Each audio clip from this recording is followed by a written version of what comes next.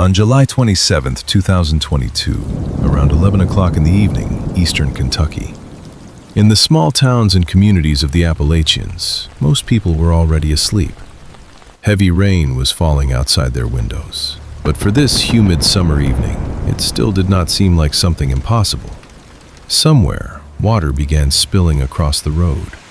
Somewhere else, a creek that could almost be crossed on foot during the day had risen to the edge of its banks. Firefighters and dispatchers were already receiving the first reports of flooded streets, washed-out bridges, and water near homes.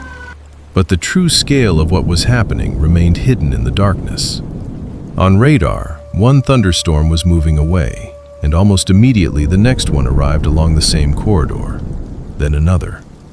While thousands of people slept in narrow valleys between steep slopes, a trap was forming above them. The rain was not simply continuing, it was striking the same places again and again. And within just a few hours, some communities would look as if a wall of water had passed through them. The danger did not develop in a single moment.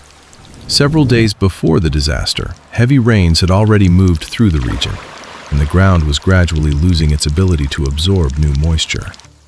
Then, a weather front nearly stalled over southern Kentucky. Warm, moisture-filled air continued flowing toward it, while atmospheric currents directed thunderstorm cells along the same trajectory. One storm followed another, like train cars moving along the same tracks. Normally, a powerful downpour passes, and the soil has time to release water into streams and rivers. Here, there was no time for that. The National Weather Service issued flash flood warnings. But at night, a warning is only the beginning of the struggle. In mountain areas, communication is weak in some places. Roads often run alongside waterways, and homes stand where flat land is almost non-existent. And when the rain intensified, it became clear. The problem was no longer how much water would fall from the sky. The problem was where that water would go next. By late evening, conditions had become almost perfect for a flash flood. Powerful flows of moist air continued feeding the thunderstorms hour after hour, and instead of finally moving away, they continued forming over the same belt of counties. In some places, rainfall intensity exceeded 100 millimeters per hour. In a single day, around 200 millimeters of rain fell in the Buckhorn area, and over several days, the wettest zone accumulated more than 350 millimeters. For some locations, such multi-day totals are statistically classified as events with a probability of less than 1 in 1,000 occurring in a given year.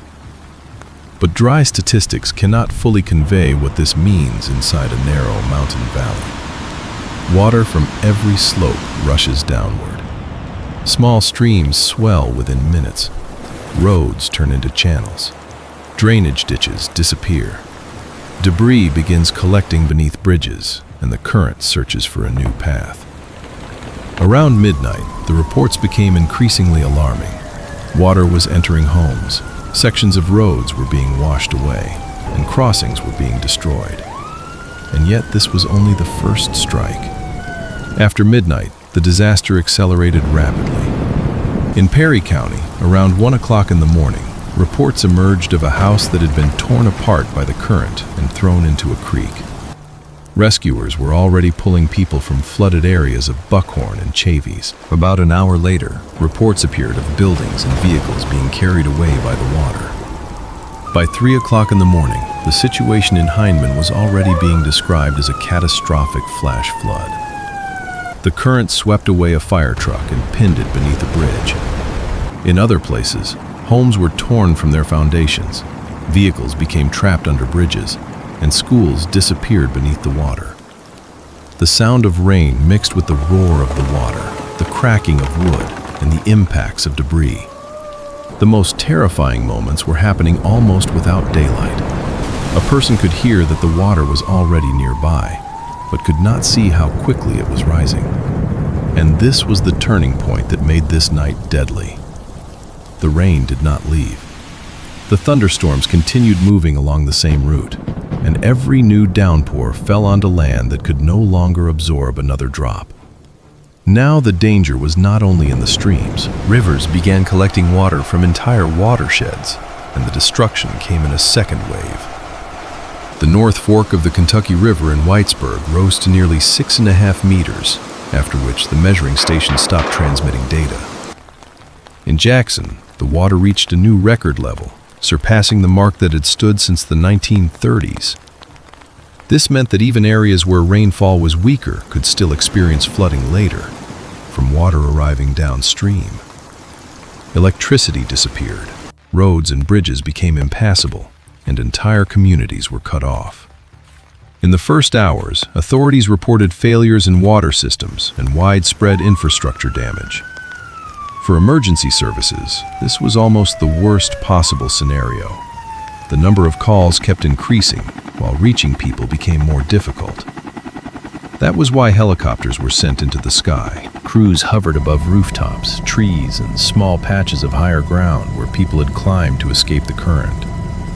Over the following hours, the operation became one of the largest rescue campaigns in the region. Kentucky National Guard crews received support from Tennessee and West Virginia. Helicopters flew over valleys where familiar streets had disappeared beneath brown water. Medical teams and rescuers were lowered by cables into places where landing was impossible. People were lifted from rooftops, trees, and elevated areas surrounded by currents. More than 600 helicopter rescues were required, along with countless boat evacuations. But even such a massive response could not reach everyone in time. In one family, 4 young children were torn from their parents' hands when the shelter they were using above the rising water collapsed. Stories like this explain why flash floods are so dangerous. Between the moment a person realizes their home is no longer safe and the moment leaving becomes impossible, there may be only minutes. Sometimes decisions must be made before it becomes clear how terrifying the night will become. By the morning of July 28th, the rain was still falling, but the first daylight images revealed what the darkness had hidden. In Hindman, streets were covered with debris. In Buckhorn, water had entered the school. Along the streams, empty foundations remained where homes had stood only the evening before. Cars were left in unnatural locations, bridges were damaged, and roads were torn apart. Between July 26th and July 30th, meteorologists issued 24 flash flood warnings. 3 of them were upgraded to emergency level, a classification intended for catastrophic and life-threatening flooding. During the most destructive phase, from the evening of July 27th until the middle of the morning on July 28th, 13 warnings were issued. 39 people died in Kentucky. And even when the main thunderstorms weakened, the threat did not end. Water continued moving downstream through the rivers, and another series of rains arrived over the already flooded region the following night. This disaster was not a story about water appearing without warning. Radar detected the repeated thunderstorms. Meteorologists understood that the atmosphere was capable of producing extreme rainfall. Warnings were issued one after another. But eastern Kentucky revealed a harder truth. Even a good forecast does not always become a safe outcome if danger arrives at night. If people live in narrow valleys, if the only road runs beside a creek, and if communication can disappear at exactly the moment it is needed most. Most of the most destructive rainfall occurred while people were asleep. That is why this night was remembered not only for record river levels and hundreds of rescues. It showed how quickly a familiar landscape can become a trap. Within just a few hours, a stream can transform into a force capable of moving houses, breaking bridges, and erasing the boundaries of streets. People fell asleep to the sound of an ordinary summer storm and woke up in a world where a familiar road, a neighbor's home, or an entire part of a town might no longer exist.